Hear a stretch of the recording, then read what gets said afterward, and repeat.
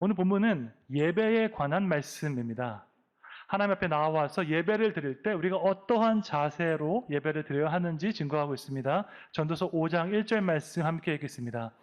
너는 하나님의 집에 들어갈 때에 내 발을 삼갈지어다. 가까이 하여 말씀을 듣는 것이 우매한 자들이 재물 드리는 것보다 나으니 그들은 악을 행하면서도 깨닫지 못함이니라. 아멘. 성전에 들어갈 때 내 발을 삼갈지어다 말씀하고 있습니다. 영어 성경으로 보면요, watch your steps입니다. 직역하면 너의 발걸음을 조심해라는 뜻입니다. 히브리 전통에서 발걸음은요, 행동을 뜻합니다. 따라서 너의 발걸음을 조심해라 하는 것은 너의 행동을 조심해라는 뜻입니다. 하나님 앞에서 행동을 조심하고 신중하게 해야 한다는 것입니다. 내가 가고 싶은 대로 가지 않고 내가 하고 싶은 대로 행동하지 않는 것입니다. 내 발걸음을 조심해서 악한 길로 가지 않는 것이 예배의 시작입니다. 여러분, 예배는 교회당 안에 와서 시작되는 것이 아닙니다. 일주일 동안 우리가 어떻게 살았는지가 곧 예배의 시작입니다. 잠언 15장 8절 말씀 함께 읽겠습니다. 악인의 제사는 여호와께서 미워하셔도 정직한 자의 기도는 그가 기뻐하시느니라. 아멘. 하나님은 예배의 어떤 규모, 제사의 규모에 감명받지 않으십니다. 우리가 아무리 화려한 예배를 드려도요, 그 마음 가운데 악한 것이 있으면 하나님께서 그 예배를 받지 않으십니다. 선지자들이 비판했던 것은 이스라엘 민족이 예배를 드리지 않는 것이 아니라 예배를 드리되 내 삶의 죄는 회개하지 않고 형식적으로 예배를 드렸기 때문입니다. 여러분은 어떤 마음으로 예배를 드리십니까? 주일이 되었으니까 습관적으로 교회에 나오셨습니까? 왠지 오늘 교회 안 가면 예배에 빠지면 안 좋은 일이 있을 것 같아서 교회에 오셨습니까? 여러분 어떤 마음으로 헌금을 드리십니까? 지금까지 주신 그 은혜에 감사한 마음으로 헌금을 드리십니까? 아니면 더 많은 것을 받기 위해서, 더 많은 복을 받기 위해서 헌금을 드리십니까? 사람은 마음을 볼 수 없습니다. 저는 여러분의 마음을 볼 수 없습니다. 그러나 하나님은 우리 모두의 마음을 보시는 줄로 믿습니다. 하나님께 정말로 중요한 것은요, 눈에 보이는 행동만이 아니라 바로 우리의 마음인 것입니다. 그래서 본문 말씀은 말씀을 듣는 것이 재물 드리는 것보다 더 중요하다고 증거합니다. 전도서 5장 1절에 보니까 말씀을 듣는 것이 우매한 자들이 재물 드리는 것보다 나으니라고 말씀하고 있습니다. 구약시대에요, 재물 드리는 것은 예배의 핵심입니다. 제사장이 하는 가장 중요한 일은 백성을 위해서 재물을 드리는 것입니다. 그런데 전도서는 말하기를 재물 드리는 것보다 말씀을 듣는 것이 더 중요하다고 선포합니다. 재물 드리는 것은요, 행동과 연관이 있고 말씀을 듣는 것은 마음과 연관이 있습니다. 우리는 무언가 빨리 행동하고 빨리 결과를 보기 원합니다. 신앙생활에 있어서도 빨리 예배드리고 빨리 봉사해서 빨리 우리가 복을 받기 원합니다. 그런데 성경은 일관되게 말씀하기를 우리의 마음이 행동보다 더 중요하다고 말씀합니다. 우리의 마음이 하나님을 향해서 올바르게 되어 있지 않으면요, 우리의 행동은 언제든지 변질될 수 있기 때문입니다. 하나님을 위한다고 하면서도 얼마든지 나의 욕망을 위해서 내가 행동할 수 있습니다.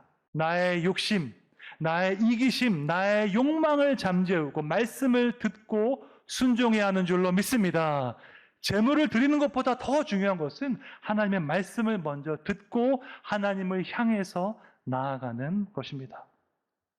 이스라엘의 초대왕 사울 왕이 아말렉과 전쟁할 때요, 하나님의 명령을 어기고 가장 좋은 소와 양을 남겨두었습니다. 하나님께서 모든 동물을 다 진멸하라고 하셨는데 가장 좋은 소와 양을 남겨두었습니다. 사무엘이 그 이유를 묻자 사울 왕이 답하기를 하나님께 제사 드리기 위해서 그랬습니다 라고 말했습니다.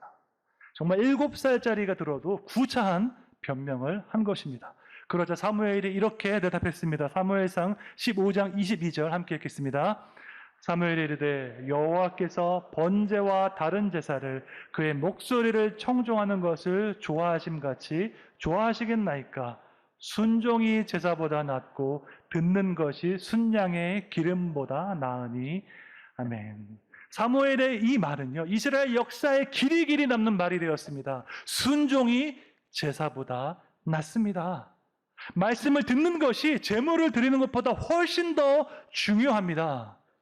여러분, 천지를 지으신 하나님께서 우리가 무엇을 드린다고 거기에 감명하시겠습니까? 우리가 할 수 있는 가장 중요한 것은 하나님의 말씀을 듣는 것인 줄로 믿습니다.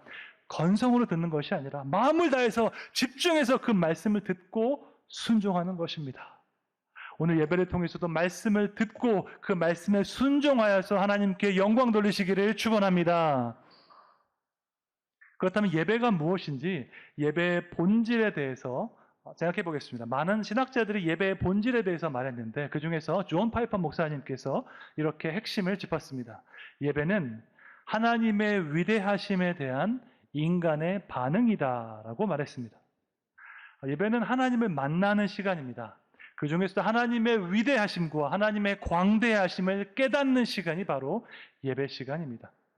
살아계신 하나님, 그 위대하신 하나님을 만나면 어떻게 될까요? 영어 단어 중에서 breathtaking이라는 단어가 있습니다. 숨이 멈출 정도로 정말로 멋지다라는 뜻입니다. 숨이 멈출 정도로 멋진 광경을 영어로 breathtaking view라고 합니다. 여러분, 높은 산에 올라가서 정말 아름다운 자연을 볼 때 큰 감동을 받을 때가 있습니다. 그랜드 캐년이나 나야가라 폭포같이 광활한 그 대자연을 볼 때 우리가 숨이 멈출 정도로 아름다울 때가 있습니다. 바로 그럴 때 사용하는 표현이 breathtaking view라는 말입니다. 이 광활한 대자연에 비하면은 내가 얼마나 작은 존재인가 깨닫게 됩니다. 하나님의 위대하심에 비해서 내가 얼마나 작은 존재인가 깨닫는 시간이 바로 예배의 시간입니다. 예배는 다른 것이 아닙니다. 하나님의 크심과 나의 작음을 인식하는 순간이 바로 예배의 순간입니다. 하나님의 무한하심과 우리 인생의 유한함을 깨닫는 순간이 바로 예배의 순간입니다. 영원부터 영원까지 계시는 그 하나님 앞에서 정말 나는 티끌 같은 존재이구나 깨닫는 것입니다.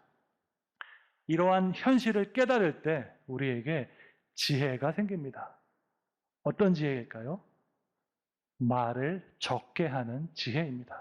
전도서 5장 2절 말씀 함께 읽겠습니다. 너는 하나님 앞에서 함부로 입을 열지 말며 급한 마음으로 말을 내지 말라. 하나님은 하늘에 계시고 너는 땅에 있음이니라. 그런즉 마땅히 말을 적게 할 것이라. 아멘. 예배 가운데 살아계신 하나님, 광대하신 하나님을 만난 사람들에게는 특징이 하나 있습니다. 하나님은 하늘에 계시고 나는 땅에 있는 것을 깨닫게 됩니다. 그것을 깨달은 사람은요, 말을 적게 합니다.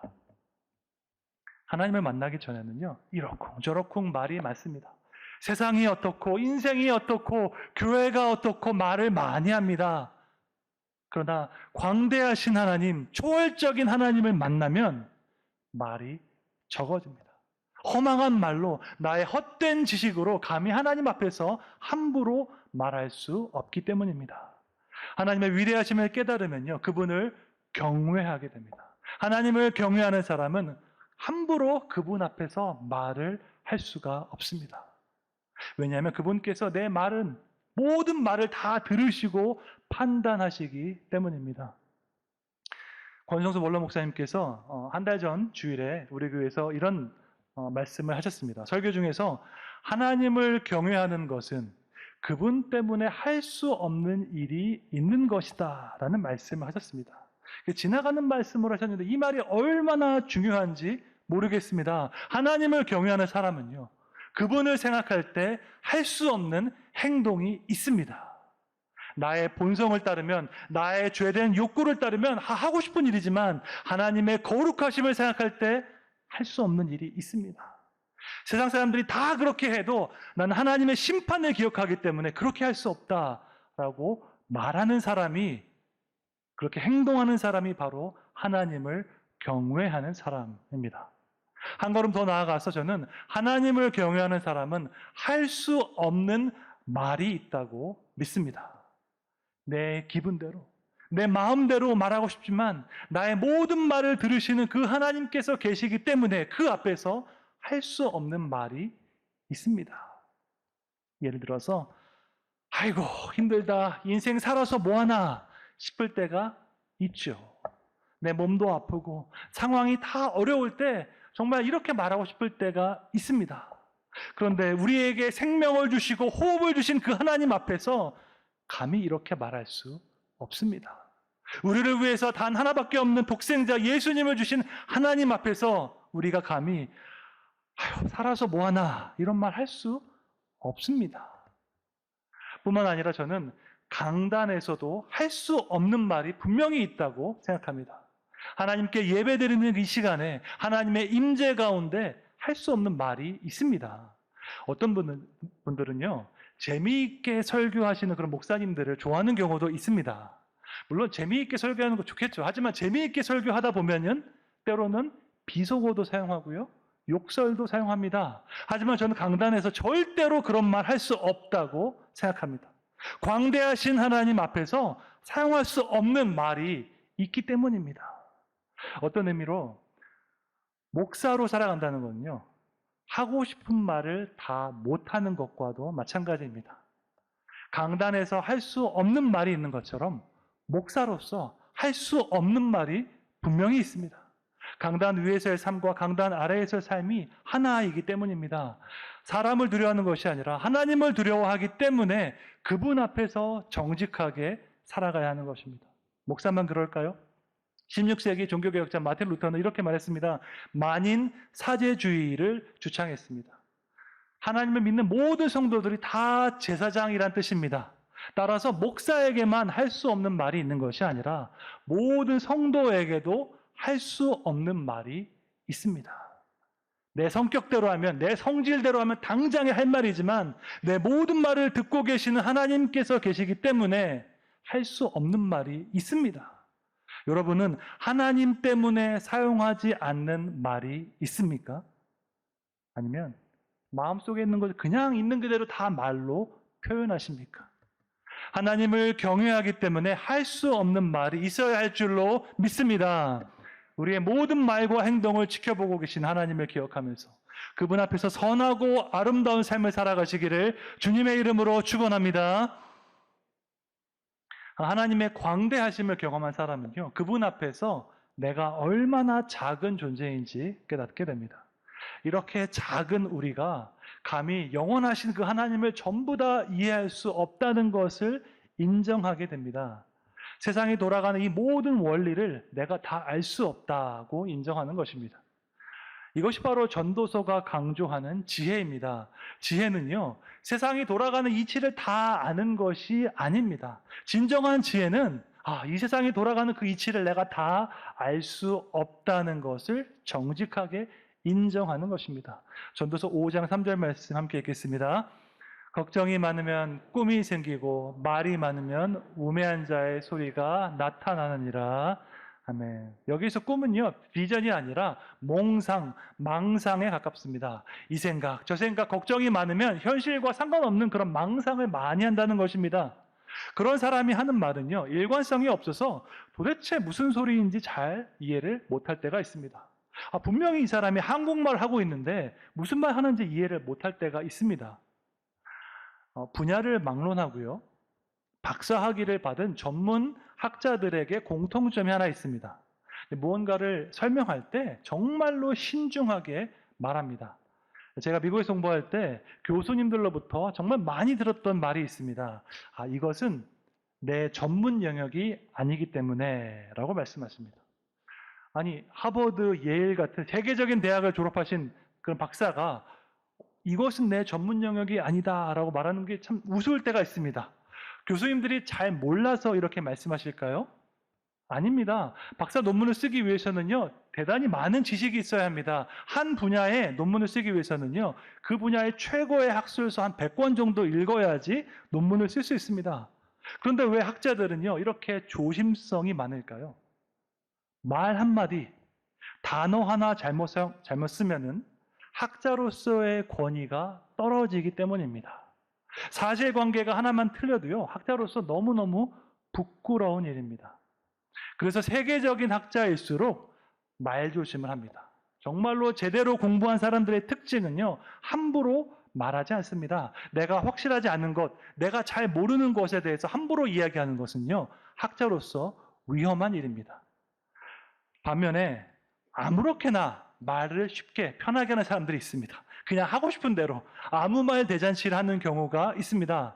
누가 그렇게 할까요? 제대로 공부하지 않은 사람들이 그렇게 말합니다. 틀린 말을 해도 아무런 책임질 것이 없는 사람들은요, 편하게 그냥 이야기하는 것입니다. 이 원리가 신앙생활에도 적용될 수 있습니다. 제대로 믿는 사람은요, 함부로 말하지 않습니다. 말 한마디, 단어 하나에도요, 신중을 기합니다. 이 말을 하는 것이 과연 하나님께 영광이 되는가 생각합니다. 이 말을 하는 것이 과연 우리 교회의 덕이 되는가 고민합니다. 하지만 제대로 믿지 않는 사람들은요, 그냥 말하고 싶은 대로 말합니다. 생각나는 대로 내 기분 따라서 다 합니다. 이 말이 어떠한 결과를 가져올지 생각하지 않기 때문입니다. 어린아이에게는 특징이 있습니다. 어린아이는요, 내가 무엇을 아는지 무엇을 모르는지 잘 모릅니다. 그래서 아무렇게나 말합니다. 하지만 어른이 되면 내가 무엇을 모르는지 압니다. 그래서 함부로 이야기하지 않고 신중하게 이야기합니다. 그리스 철학자 소크라테스가 말한 것처럼 나의 무지를 자각하는 것이 철학의 시작입니다. 성경을 읽을 때도 마찬가지입니다. 우리가 성경을 읽다 보면요, 잘 이해가 안 되는 구절을 만날 때가 있습니다. 좀 속 시원하게 알고 싶은데 난해한 구절을 만날 때가 있습니다. 무한하신 하나님께서 우리에게 말씀을 주셨기 때문에 유한한 인간이 100%다 이해하지 못하는 구절이 성경에 있을 수 있습니다. 그럴 때는 하나님께서 말씀하신 데까지만 우리가 이해하고 믿으면 됩니다. 나중에 자세한 것은 천국에 가서 하나님 만날 때까지 잠시만 우리가 다 알 수 없는 것을 인정해야 합니다. 그런데요, 이 모든 것을 다 알 수 있다고 주장하는 사람들이 있습니다. 성경에 있는 모든 내용을 내가 속 시원하게 풀어서 딱딱딱 맞춰서 설명해 줄게 하는 사람이 있습니다. 누구인 줄 아십니까? 이단의 교주입니다. 이단의 특징이 있는데요, 비유와 이 상징을 속 시원하게 다 풀어서 설명해 줍니다. 자기만의 논리를 세워서 성경에 있는 그 비유와 그 상징을요, 아주 신기하게 풀어갑니다. 2000년 동안 아무도 몰랐던 그 사실을 자기가 발견했다고 말하는 사람들이 바로 교주들입니다. 여러분, 절대로 그 말을 따라가면 안 됩니다. 신천지에서는요, 개역 한글판 성경만 인정하고 개역 개정판 성경은 인정하지 않습니다. 왜 그런 줄 아십니까? 이만희 씨가 개역 한글판 성경으로 비유와 상징을 쭉 엮었는데요, 개역 개정판에서 몇몇 단어가 바뀌어서 그 연관성이 사라졌기 때문입니다. 성경을 제대로 해석하려면요, 한글 성경만 보면 안 되고 히브리어 성경, 헬라어 성경 원문을 보아야 합니다. 그런데 이단 교주들이요, 히브리어, 헬라어는커녕 영어 성경도 제대로 읽지 못하는 경우가 많습니다. 그런 사람들이 자신 있게 말하는 것, 우매한 자의 소리에 지나지 않는 것입니다. 우매한 사람은요, 내가 다 안다고 주장하면서 말을 많이 합니다. 정말로 지혜로운 사람은 자신의 한계를 인식하는 사람입니다. 유한한 인간은 무한하신 하나님을 온전히 다 이해할 수 없다는 것을 인정하는 사람이 정말로 지혜로운 사람입니다. 하나님께서 말씀해 주신 데까지만 우리는 이해할 수 있습니다. 이것을 인정하는 사람이 지혜로운 사람입니다. 다시 말해서 하나님을 경외하는 사람이 지혜로운 사람인 것입니다. 하나님의 크심을 알고 나의 작음을 아는 사람이 정말로 지혜로운 사람인 줄로 믿습니다. 여러분 모두 하나님을 경외하는 사람이 되어서 참된 지혜를 받으시기를 주님의 이름으로 축원합니다. 우매한 사람이 저지르는 두 번째 실수가 있는데 바로 성급한 서원입니다. 구약 성경에서 서원은요, 자발적으로 하나님께 약속하는 것입니다. 율법이 정한 의무가 아닌데 내가 하나님께 이렇게 하겠다고 약속한 것이 바로 서원입니다. 오늘 본문은 서원에 대해서 이렇게 말씀하고 있습니다. 전도서 5장 5절 말씀 함께 읽겠습니다. 서원하고 갚지 아니하는 것보다 서원하지 아니하는 것이 더 나으니. 아멘. 하나님 앞에서 서원하고 행하지 않는 것보다 차라리 서원하지 않는 것이 더 좋다고 말씀합니다. 이 말은 서원하지 말라는 뜻이 아니라요. 성급하게 서원하지 말라는 뜻입니다. 서원을 하고 지키지 못하면 그것이 하나님과 나 사이에서 장애물이 될 수 있기 때문입니다. 여러 가지 종류의 서원이 있습니다. 건축 헌금을 얼마 하겠습니다. 서원하는 경우도 있고요. 선교사가 되겠습니다라고 서원하는 경우도 있습니다. 요즘은 적은 것 같은데 내 아이를 주의 종으로 바치겠나이다 서원하는 경우도 있습니다. 서원하는 사람이 어떠한 마음으로 서원하는지 우리는 다 알 수 없습니다. 절박한 마음으로 기도하면서 서원하는 경우도 있고요. 하나님께 너무나도 감사하는 마음으로 서원할 수도 있습니다. 그런가 하면 하나님께 어떤 조건을 걸면서 서원하는 경우도 있습니다. 오늘 성경은 서원하지 말라고 하는 것이 아니라 서원할 때 성급하게 하지 말고 깊이 생각해 보고 기도해 보고 하라는 말씀인 것입니다. 다시 말해서 우리의 서원에는 절제가 필요하다는 것입니다. 하나님 앞에서요, 우리의 말과 행동에는 절제가 필요합니다. 책임지지 못할 그 말과 행동하는 것은요, 지혜로운 일이 아니기 때문입니다. 제가 예전에 부룬디 선교사로 사역할 때 저에게는 두 가지 원칙이 있었습니다. 첫 번째는 성도님들에게 제 은행 계좌 번호를 알려주지 않는 것이었습니다. 교회에서 선교 보고를 하고 나오면 어떤 분들이 오셔서 선교 후원을 하고 싶다고 말씀하실 때가 있습니다. 선교 보고를 듣고 그 나라를 위해서 후원하는 것은 참 감사한 일입니다. 하지만 저는 절대 제 은행 계좌를 알려드리지 않고 교회에다가 그 지정 헌금을 하시면은 그 헌금이 부룬디로 옵니다라고 제가 말씀을 드렸습니다. 왜냐하면 개인으로부터 헌금을 받는 것보다 교회를 통해서 받는 것이 저에게도 좋고 그분에게도 더 좋기 때문입니다.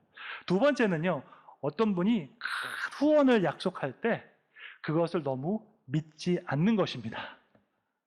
서울에 있는 제가 교회에서 선교 보고를 했는데 어떤 분이 오셔서 부룬디에 큰 학교를 지어주겠다고 저에게 말씀하셨습니다. 제가 너무너무 신나서 감사했습니다. 그 현지 사정이 너무너무 어렵기 때문에 하나님께서 이렇게 응답하시는구나. 그래서 부룬디로 돌아가서 현지 학교 교장 선생님과 함께 계획을 세웠습니다. 예산을 세우고 건축 도면을 세우고 하나님께서 놀랍게 응답하셨다 기뻐했는데 몇 달이 지나도 서울에서 연락이 없었습니다. 제가 이메일을 드려도 답변이 없었습니다. 그때 제가 깨달았습니다. 약속을 하는 것과 그 약속을 지키는 것은 완전히 다른 일이구나. 제가 이런 일을 한 번만 겪었을까요? 여러 번 겪었습니다. 그 이후로 제가 누가 큰 후원을 약속하시면요, 감사한 마음으로 듣지만 너무 기대하지는 않습니다. 약속을 하는 것보다 더 중요한 것은요, 그것을 지키는 것이기 때문입니다. 여러분 혹시 말이 앞섰던 적이 없으십니까? 하나님께 이렇게 헌신하겠습니다 라고 약속했는데 그 약속을 지키지 못했던 적은 없으십니까? 우리의 말과 행동에는요, 절제가 필요합니다. 신중함이 필요합니다. 하나님 앞에서, 사람 앞에서 공수표를 남발하는 것은요, 지혜로운 일이 아닙니다. 내 입에서 나간 말은 반드시 책임지겠다는 그런 신중함이 있어야 할 줄로 믿습니다.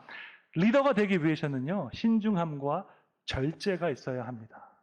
교회에서 우리가 중직을 세울 때 여러 가지 덕목이 필요하지만 말에 있어서 신중하고 절제가 있어야 합니다. 하고 싶은 말 다 하는 사람은요, 좋은 리더가 될 수 없기 때문입니다. 야고보서 3장 2절 말씀 함께 읽겠습니다. 우리가 다 실수가 많으니 만일 말에 실수가 없는 자라면 곧 온전한 사람이라. 아멘. 말에 실수가 없으면 온전한 사람이다 라고 말씀하고 있습니다. 여기서 온전한 사람은요, 성숙한 사람을 뜻합니다. 성숙한 사람은 다른 것이 아니라 말에 실수가 없는 사람입니다. 나의 모든 말을 듣고 계시는 그 하나님을 기억하며 그분 앞에서 정직하고 아름다운 말만 하시기를 주님의 이름으로 축원합니다. 잠언과 전도서에 아주 중요한 공통점이 하나 있습니다. 결론이죠. 바로 하나님을 경외하는 것이 지혜의 근본이다 하는 이 말씀입니다. 결국 전도서도 하나님을 경외하는 것이 가장 지혜로운 삶이다라고 증거하고 있습니다. 이 세상의 중심에 내가 있는 것이 아니라 하나님께서 계시기 때문에 그분의 주권을 인정하고 고백하는 것이 지혜인 줄로 믿습니다. 우리의 관점은 제한되어 있기 때문에 나 자신의 한계를 인정하는 것이 지혜입니다. 또한 하나님을 경외하는 마음으로 함부로 말하지 않아야 할 줄로 믿습니다. 우리의 모든 말을 들으시는 그 하나님 앞에서 허망한 말, 덕스럽지 못한 말, 지키지 못할 그 약속을 함부로 하면 안 되는 것입니다. 매 순간 하나님을 경외하는 마음으로 살아가서 말에 실수가 없는 온전한 사람이 되시기를 주님의 이름으로 축원합니다.